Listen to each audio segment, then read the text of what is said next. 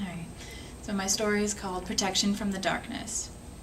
Tommy found Scraps at the bottom of a pile of frozen kittens. We heard him mewing under the porch, and Tommy slipped underneath the worn boards and pulled out the whole sad heap. I started crying when I saw them. They had huddled under our porch and piled together for warmth, and only the kitten in the middle had survived. If we'd heard them the night before, maybe we could have saved all of them. Tommy peeled away the twisted, frozen bodies until our kitten poked his tiny face out. His eyes were glued closed by thick yellow pus, and his orange and black fur stuck to his skin in matted patches. "Mom!" I shouted. "Come here!" Mom peered out through the screen door, her thin face shadowed by dark, tangled hair. "What is it, Dolly?" "I found a kitten," Tommy said, holding up the tiny body that nestled in his cupped hands. "His name is Scraps." Mom pressed a palm against the screen. For a second, I thought she was going to come out. She hadn't come outside since Dad died. That's when she changed, when she started doing the dark and twisted magic that made my skin crawl. Maybe, if she came outside, things would start getting better. She pulled her hand back. "Bring him in." Tommy scrambled through the screen door. I gathered up the other kittens to bury in the backyard. I couldn't get the shovel into the frozen ground, so I buried them in a snowdrift. The coyotes would probably get them, but at least I'd tried. I made breakfast while Tommy and Mom tended to Scraps. I made tea with bags I'd already used 3 times, spread butter and jam over burnt toast, and scraped underdone oatmeal into almost clean bowls. I wanted to be better at cooking, but Mom wouldn't teach me. I heated up the last of the milk for Scraps, and took trays to the spare bedroom where Mom sang one of her weird songs over Scraps' tiny form. Tommy clutched Mom's hand and stared, his blue eyes almost as wide as the teacups that clattered in their saucers when I set them on the bed. The song sounded like the same one she'd sung when Tommy had fallen down the stairs and scraped his knee. I'd seen Tommy's knee get better, but the song didn't seem to be working on Scraps. He flinched away and tried to hiss.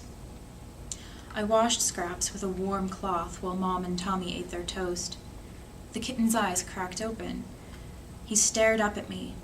One of his eyes was dark green, the other deep gold. They seemed too bright and wise and deep for kitten eyes. He grabbed my index finger with his toothless mouth, and my heart melted. When he let go, I dipped my finger in the saucer of warm milk and dripped some onto his pink tongue. Mom offered to take him back so I could eat, but I shook my head and kept dripping milk into Scraps' mouth. I hadn't saved his brothers and sisters, but maybe I could help him. He was Tommy's kitten. Tommy found him, after all. As soon as he was healthy enough, Scraps started following Tommy around all day. They kept each other out of trouble. Scraps avoided Mom, so Tommy started avoiding her too. At night, Scraps came into my bedroom, and he'd stay with me till dawn. He hated the night. I think it reminded him of the cold, and how his brothers and sisters had all died around him while he survived. Even though Scraps loved Tommy, he didn't trust him to protect him from the darkness. That was my job. I was glad to do it, and sometimes, when I had a nightmare, Scraps would curl up on my chest and purr so hard he woke me up. It was like he was protecting me, too. It was nice to feel protected. Winter wore on, and Mom slipped farther and farther into her dark ways. She would go days without saying a single real word. She stopped eating. She still muttered in her weird knot language, still sang creepy songs, but she'd turn her too thin face from me when I'd ask if I should go to the store and buy milk. One day, she didn't get out of bed, and I had to go up to her room. I hated her room. Spiderweb shadows filled its corners, heavy curtains covered its windows, and the close, musty air smelled like dust and lavender. It made me sleepy. I was afraid to sleep in Mom's room. I pressed a mug of honeyed tea into her hand, and she stared at me with eyes that were almost black. They'd been blue before Dad died, before the healing magic spiraled out of her control. "Who are you?" she whispered. "Where's my husband?" I blinked back tears and told her to drink her tea. We started to get letters from the school about me and Tommy not attending. I wrote back that we were ill and forged my mother's signature. I didn't know what else to do. I couldn't leave her alone, and I couldn't trust Tommy to keep his mouth shut. He thought Mom's going crazy was cool. He liked her weird songs and her words that made no sense but sounded like the summer wind. Sometimes I liked them too, and that scared me even more than Mom's gaunt face and black eyes. Anytime I caught myself listening, maybe understanding, I'd grab Scraps and drag him and Tommy outside to make snow angels. Our yard was covered with angels. The school sent a man to check on us. He was tall and thin, and he carried a briefcase. Mom heard his car turn into our drive, and she actually got out of bed to answer the door. At first, I thought things would be okay. But when she saw him, she cried out in joy, "Henry!" She touched the man's arm. His eyes changed, the irises darkening into a black deep as Mom's. His face changed too. His pinched, cold expression broadened and warmed. Mom was right. This man was my father. I understood it wasn't actually true, that she'd put something inside him that made him resemble Dad, but it felt true, seemed true. He swept my mother up and twirled her around. She laughed. "I missed you so much," she said. "Promise you'll never leave me again." "I promise," he said with my father's voice. They kissed.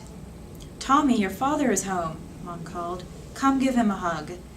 Tommy barreled down the stairs with Scraps at his heels and flung himself into the man's arms. "I knew you'd come back." The kitten froze in the doorway. The stranger smiled at me over Tommy's head. "I'd like to hug you too, Dolly." I wanted to feel his arms around me.